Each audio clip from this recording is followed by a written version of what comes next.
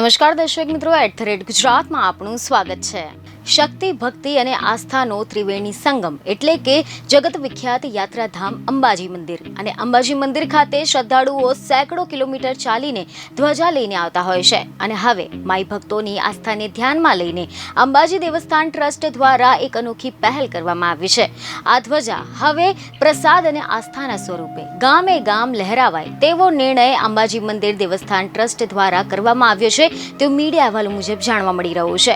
એટલે કે હવે ગામડાઓમાં માં અંબાના મંદિરોના શિખર પર હવે અંબાજીની ધ્વજા લહેરાશે।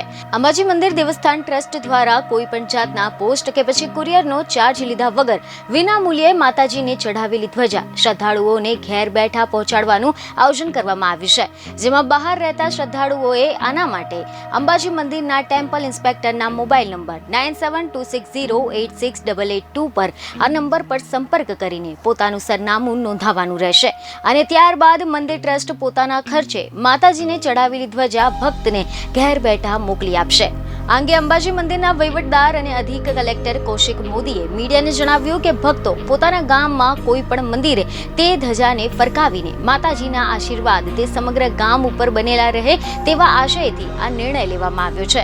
બીજને ખબરો સાથે ફરી મળીશું। ધન્યવાદ।